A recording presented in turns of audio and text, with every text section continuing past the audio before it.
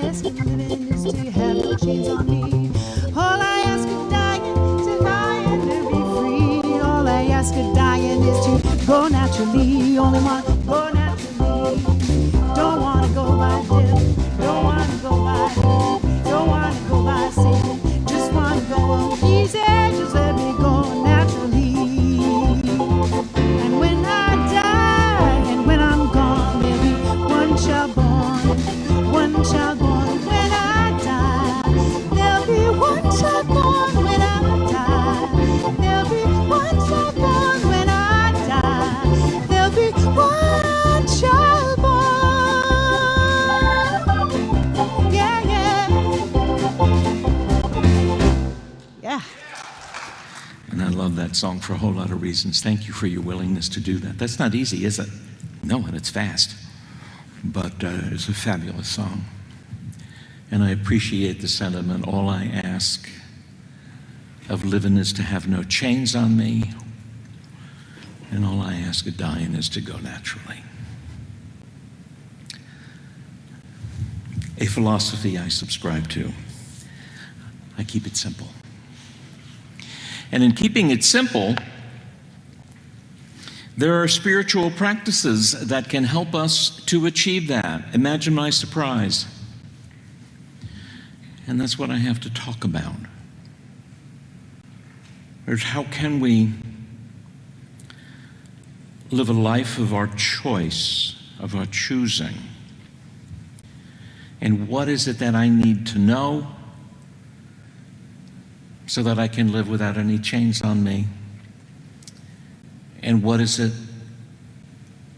that I need to know so that I can accomplish everything that I hope to accomplish in my world? I am basing a series of 10 talks on 10 spiritual practices that are in this book, Living Originally, by one of my great teachers at Unity School, Reverend Robert Brumet. I was able to get a couple of more books which are on a pillar. I can see them. And if you have not yet taken one, you may take one per family. Please do that. We're giving it away because it's really important. As I mentioned before, unity is fundamentally different than a lot of the religions that we grew up in, because it's not about believing something or having to do something, but it's about continually refining our life experience by means of our own effort, and knowing that as we give to life, life will give it back to us in kind. So we want to be always working on ways of being more effective, more specific, more gracious, and more powerful in the world that we live in. We've talked about a variety of practices. We're up to week 5 already. And the practice that is recommended this week is called compassionate communication. Compassionate communication.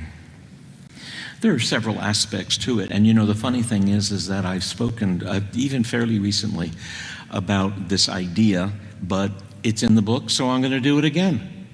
Because maybe that's the message, maybe that's a message for me, that I need to hear 2 messages about this particular idea, so close together.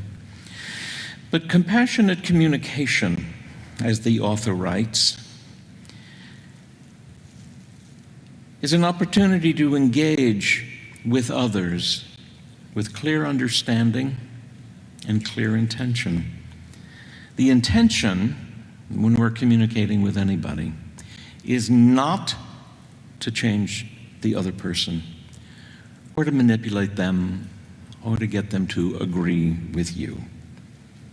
It's not even necessarily to have them understand you. The primary intention must be for your own personal transformation. Your own personal transformation. In the Buddhist tradition, this is known as right speech. There are some wonderful groups and practitioners around the world and here in Nashville that work with a construct called nonviolent communication. Many of these ideas are the same. It's important, first of all, that we notice when we are not using right speech. And that is generally anytime we're trying to convince somebody of something or manipulate somebody or to sell them something. It's on my mind, so I'm going to say it. I remember a while ago, it's a long time ago. Pardon me, I'm a little dry today. I was sort of channel surfing at the end of the spectrum, where the channels get up to the 300s and the 400s. And there were two channels that were back to back. One was jewelry television, and one was some televangelist. And I admit to a weakness, I kind of got addicted to jewelry television for a moment. And you learn more about tanzanite than you ever thought you needed to in one lifetime. Am I right about that? Yes, okay. But, on jewelry television or on Home Shopping or QVC, I realize that there's always an energy that they have.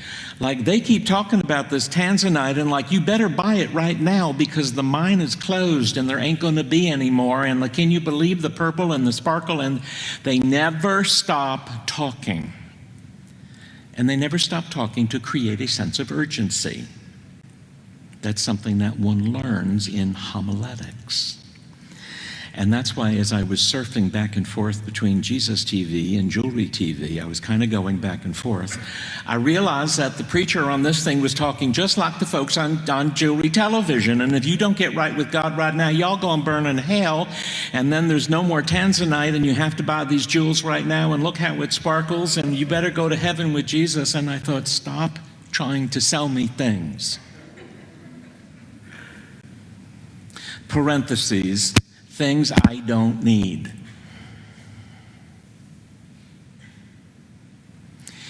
Neither one, even though that's television, right? It's not a real live encounter. But they didn't care anything about who I was or what I really needed in life. They just want me to do it their way. That's not compassionate. And it's not engaging. I know as a goal, as an ideal, every encounter I have with anybody, I want it to be a deepening. Even if it's very quickly, I want to know that I see you and I appreciate that you're here. And I recognize you, and I know what's special about you. And I can move on after that. But that's the nature of the engagement that I want. Even when I talk about this regularly, but one of my most important spiritual practices is to make sure I make eye contact with cashiers.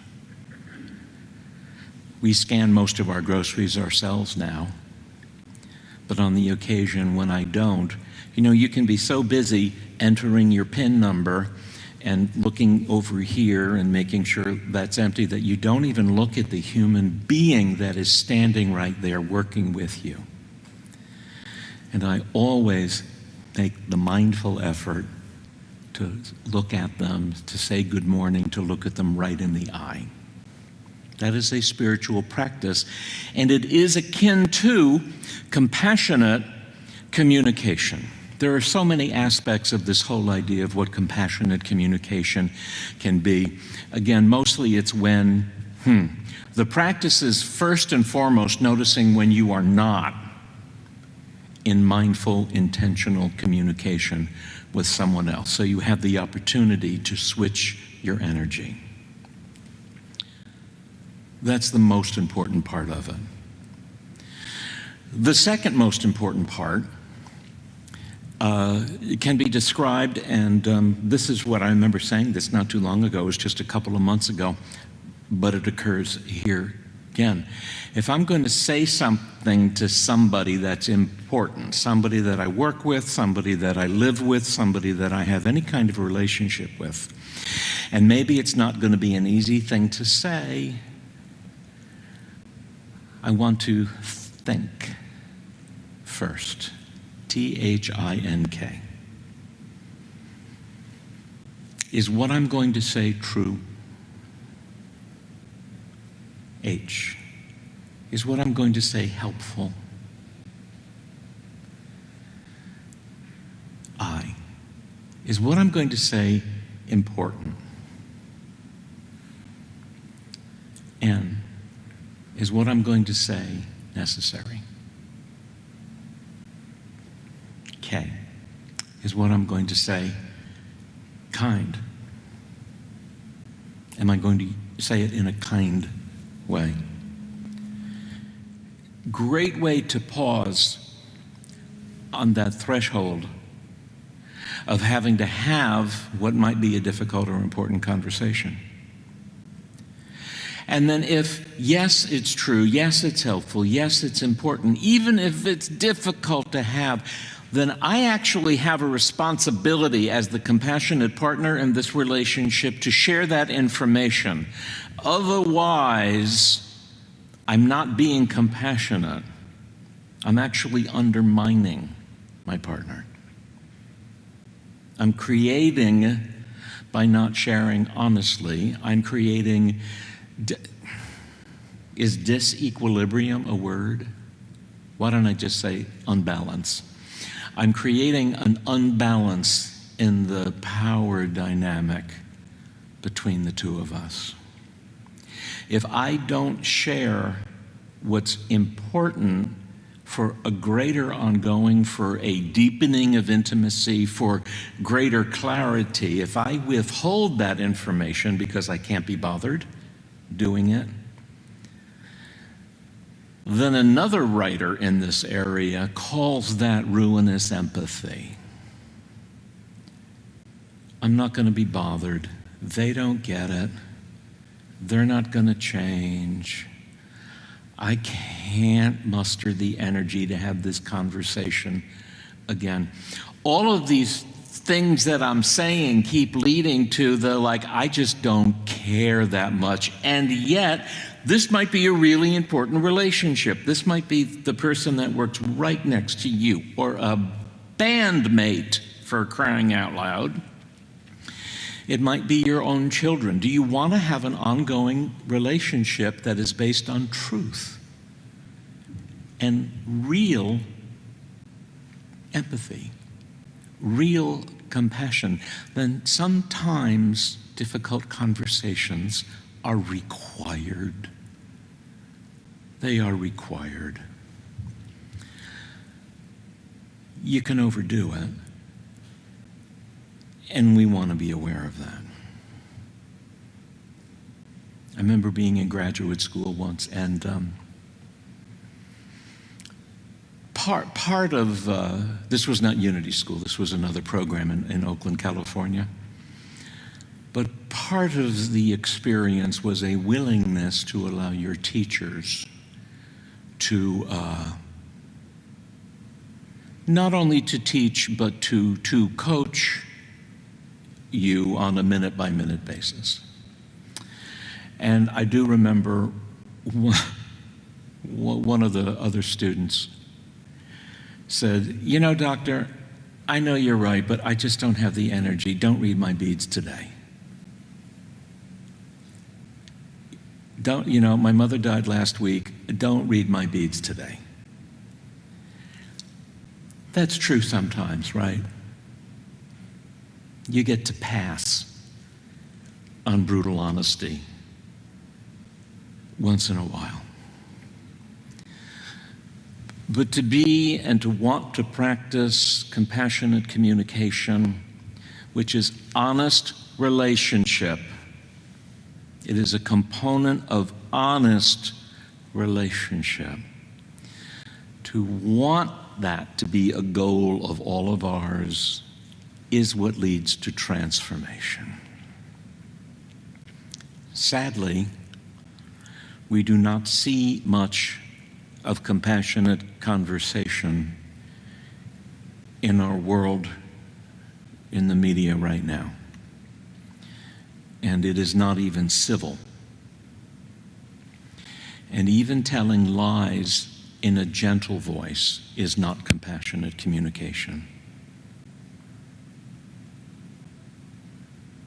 It is destructive, masquerading as civility.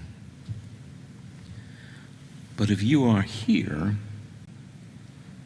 for the same reason I'm here, and I've been doing this work and practicing all this time, then I know you have a sincere interest in not only making your life better, but having your experience with other people be manageable and honest. One last thing, as it's in this book, is a component of compassionate communication is also a willingness to listen. To not be, let me back up. A willingness to listen is not talking while I'm talking and you're not listening, but you're waiting to talk back to me. And not listen to what I'm saying, but you already have a rehearsed speech. That's not compassionate communication. That's not listening. Listening is a willingness to set aside our agenda in whatever environment that's going to be in, and to hear for the purpose of understanding and for the deepening of our relationship another point of view. Quite simple. We do spend too much time, though, not listening and waiting. Because I do this. And just waiting to make my point without even listening to yours. There are so many opportunities to be in spiritual practice.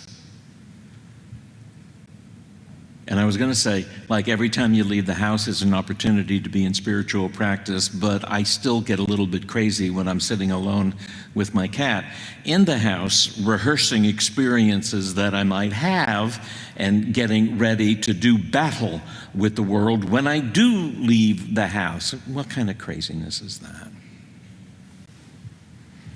It's my own unique kind of craziness, and it's one of my charm points. I'm good with it, but I'm working on it because, my God, I want it to be better. And I know you do too.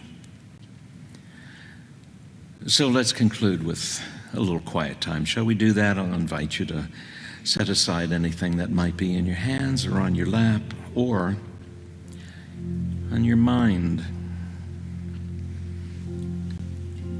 Because I know even as I am talking, I keep thinking about, that person who is so annoying because they never pay attention to me.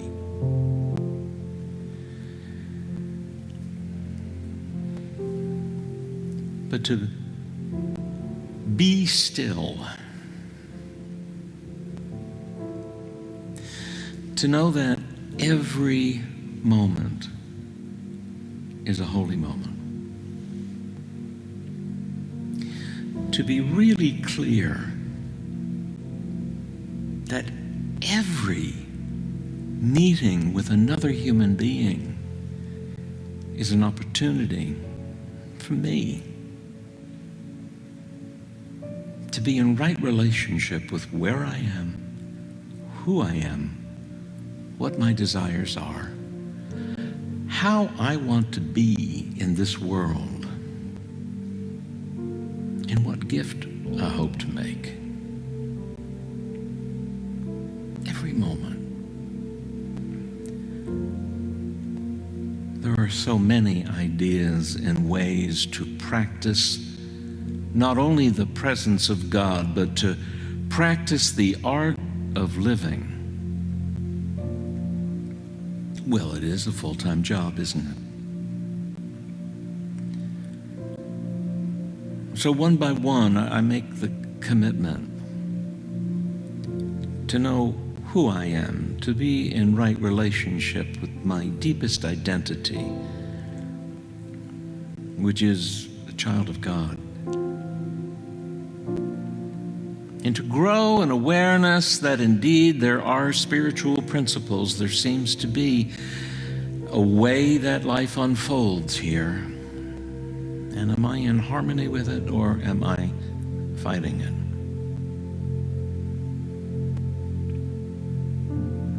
To be willing, at long last, to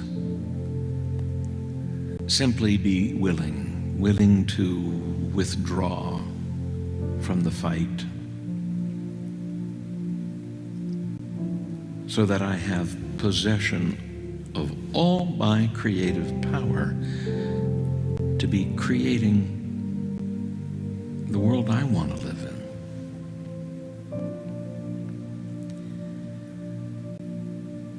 There are capacities in every one of us, whether you call it the 12 powers, or if you call it your soul, your higher self, your better angels. It doesn't really matter what you call it. But there are capacities within all of us that are available, and to the extent that we exercise them, they will work for us, creating heaven on earth.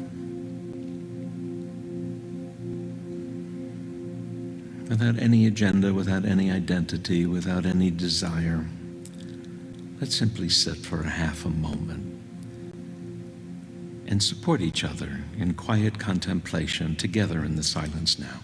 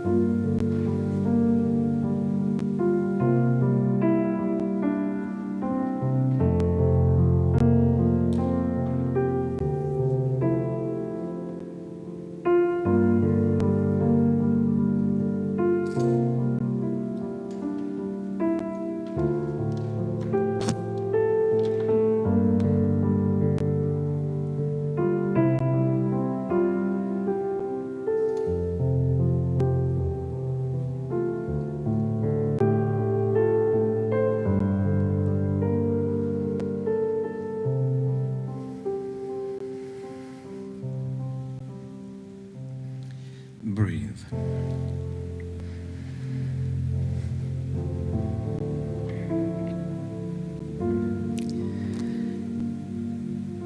And know that no matter what is going on in your life, or whatever is going on in the whole wide world, that it is still also true that all is well and life is good. And we are truly blessed, because our experience in life has shown us that even when accompanied by disease, loss, grief, life is no less beautiful. And this is an astonishingly rich planet to live on. And so remembering that there's one mind, one God, one life, one impulse, which is that to create out of good for good. I align myself with that. Forsaking all opportunities to take the low road. I do aim high. I seek good, and I want to welcome all people to a path of peace as they pursue their own good.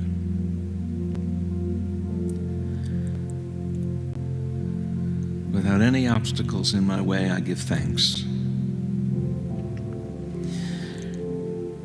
Thanks that the life I live by my choice has no chains on me.